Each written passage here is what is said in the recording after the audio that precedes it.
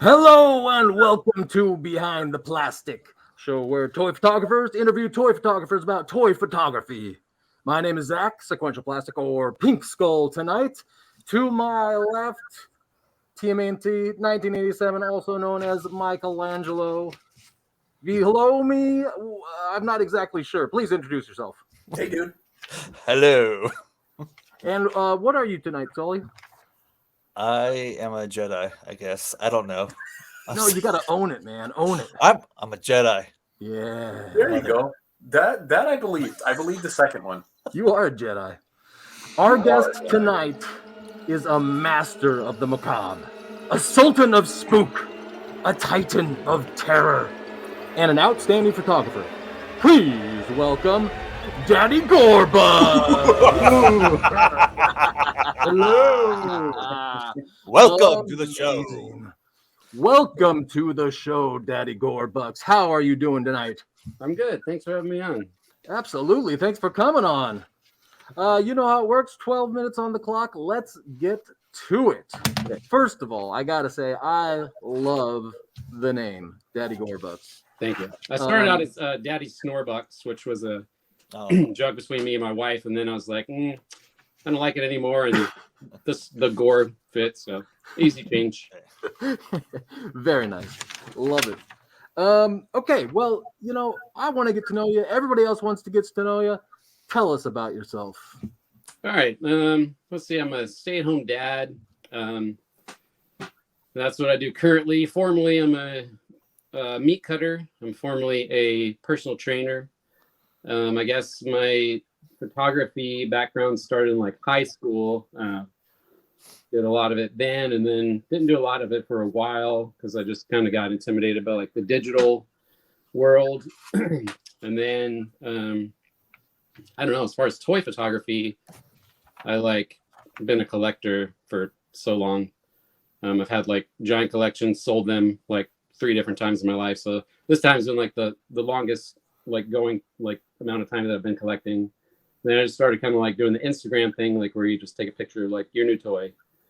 And then it just kind of evolved from there. And I was trying to like actually going back, trying to like pinpoint the moment where my Instagram feed turned into toy photography. Mm-hmm. And it's just like, I don't know, it's real cloudy. It's like I can't really figure out what happened. But at some point I just started only taking toy pictures and just kind of went from there. And that's kind of like my thing now. My thing used to be like, I used to be a painter.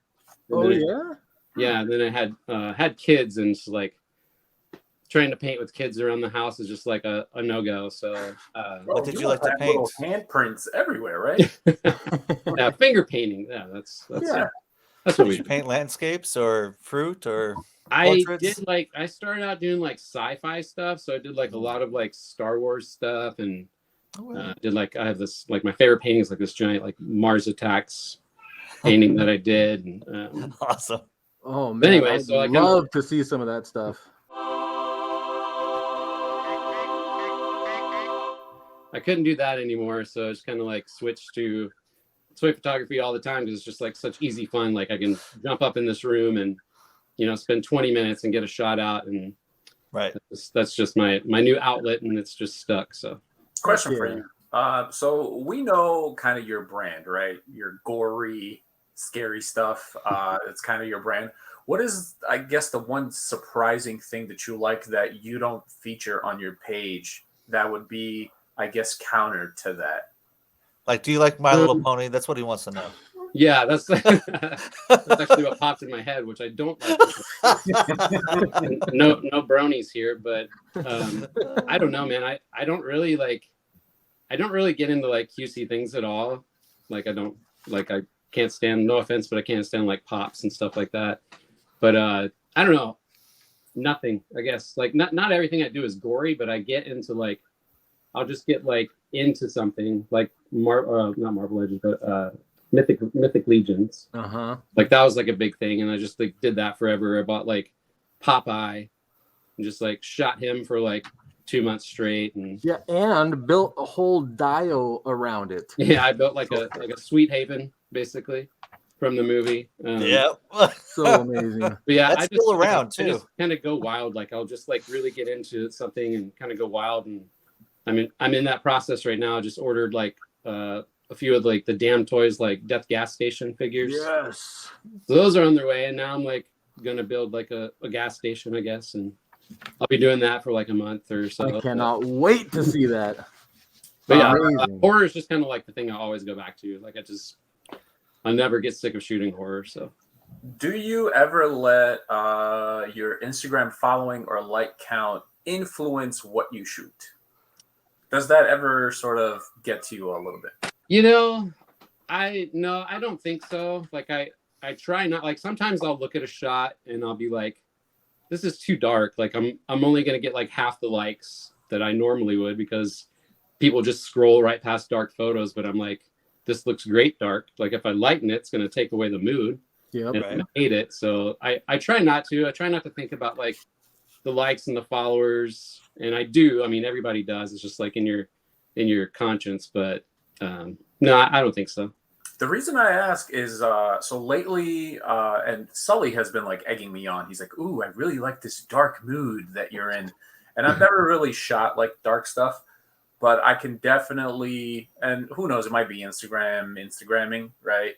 I can definitely tell. Like, I can honestly like no special lighting, just a cutesy little scene with like just daylight coming from my window, and it's not even like, I swear, it's nothing like sensational.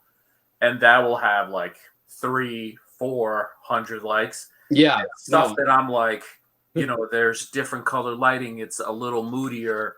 Yeah. I'm hovering at like 120, 130, 140. But honestly, it's like the stuff that I have liked the best out of mine. So that's where kind of that question. Yeah.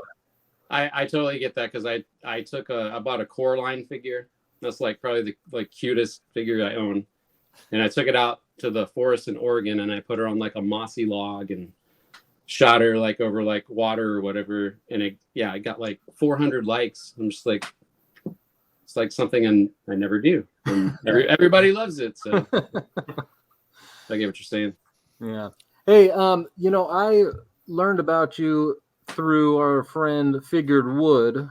Yeah. Also known as Marky. And he's kind of the catalyst that helped you make the decision to come on this show. So before we get into your shot, I wonder if there's anything you'd like to say to our fellow toy photographer, Marky. Yeah, thanks. Thanks for pushing me. Social anxiety is like pretty crappy real thing, but I don't know. I got a little bit of liquid courage here, and yeah, no, it's not that bad. This is fun. This is great. Thank you. Good. Glad to hear it. All right, we're going to take a look at one of your shots now. I picked this shot because holy cow, I love it. Holy so awesome. I want to know everything about this shot. Tell us everything you can. Okay, so I saw God, what's the guy's name? Insightful Imagery, you had him on. Is that him? Yes. Yep. I saw that he had a little car that he found. It was like a music box. And he fit Sod Cutter in there. I was like, man, I have to have a car for Sod Cutter.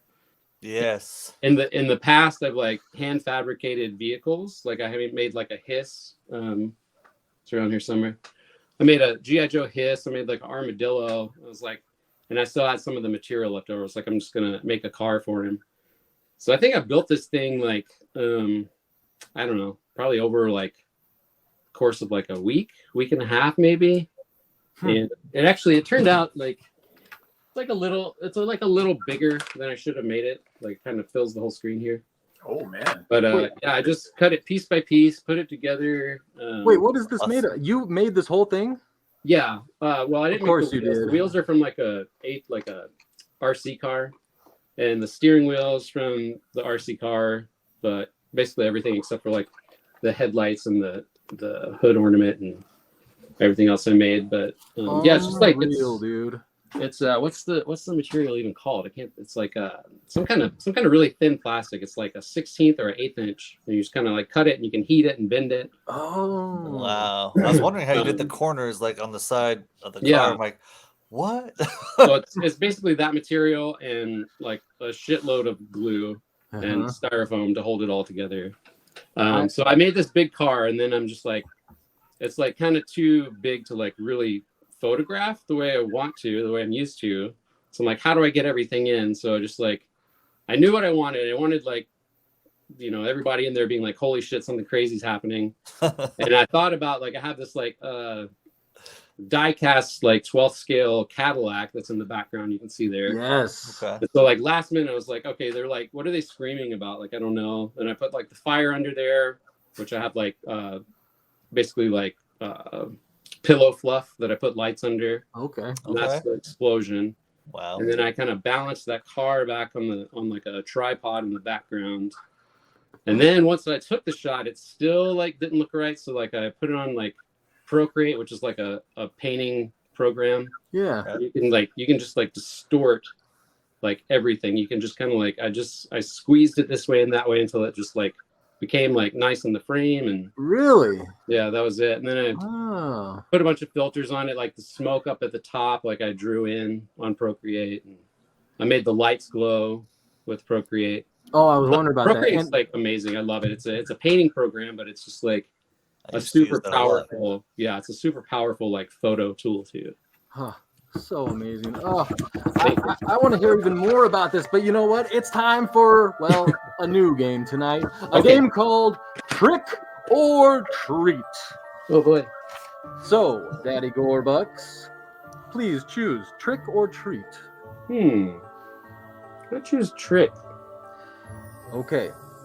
The lyrics, bonfires burning bright, pumpkin faces in the night, I remember Halloween, is a song from what band? The Misfits. Excellent. Oh my god. Trick or treat, Mr. Daddy. Treat this time. All right, treat. Kid rings the doorbell, says trick or treat. What is the first candy? What is your favorite candy that you're passing out? Almond Joy.